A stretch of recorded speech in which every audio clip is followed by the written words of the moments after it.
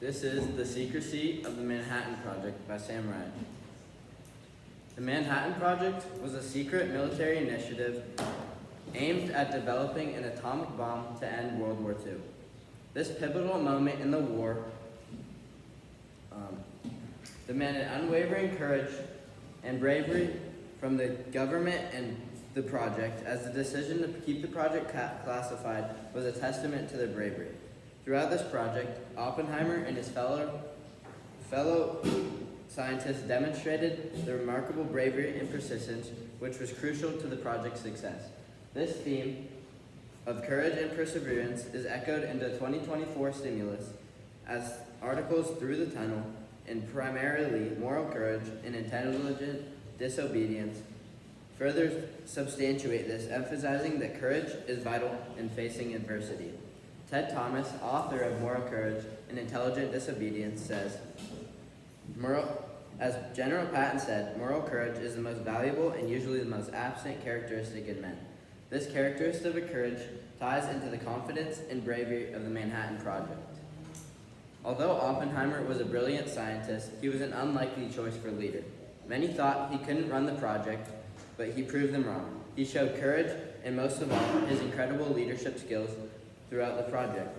Bruce Dormany, a journalist for Forbes, states, there are three basic leadership skills that Oppenheimer used during his tenure as a director at the top-secret World War II era U.S. Army lab. The first is that, at the young age of 38, he had enough ambition and confidence to lead a group of Nobel Prize-winning scientists in an operation unlike the world has ever seen. Secondly, he won people over through his personal charm and single-minded in his desire to complete the task to which he had been assigned. Oppenheimer showed he could perform and lead the project to success at the most significant stakes. Pascal Scheinberg, a colleague of Oppenheimer, gave a testimony of his leadership. As he said, Oppenheimer is one, I think, that really inspired all of us to interact with everyone else, that we needed to do our job better. He certainly motivated us. The other good thing was that he trusted everybody to do their best job and to do it honestly and help others and be safe. He did stress that. Everyone tried to adhere to Oppenheimer's way that he managed the lab. Scheinberg testified that Oppenheimer was a key leader of Los Alamos and commanded the trust of all of his scientists in the Manhattan Project.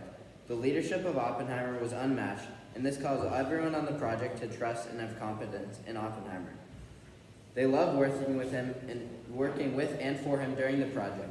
Robert Christie, another colleague of Oppenheimer, said, it was then, in probably either late December or January of '43, that Oppenheimer came around recruiting for Los Alamos. He asked if I wanted to join him in Los Alamos.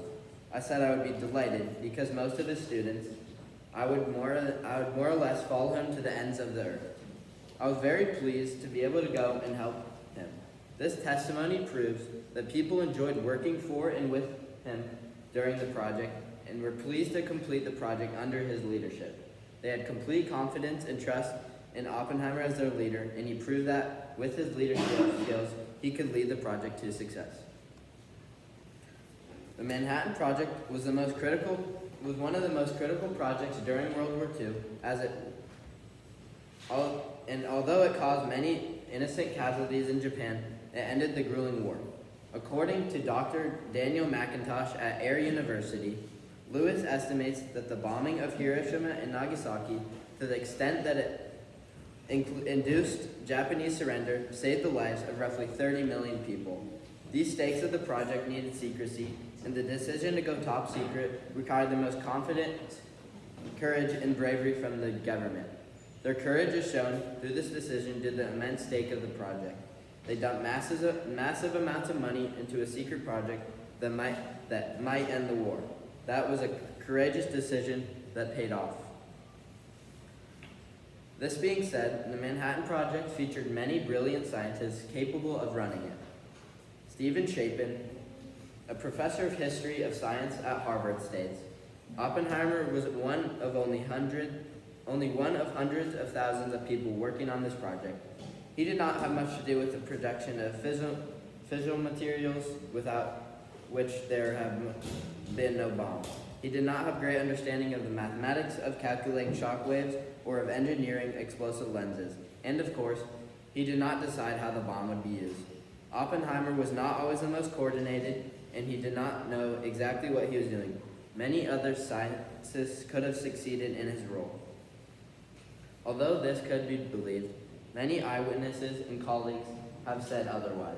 Stephen Chapin rebuts his statement when he saying that many thought Oppenheimer couldn't run a hot dog stand, but he ran the secret Manhattan Project.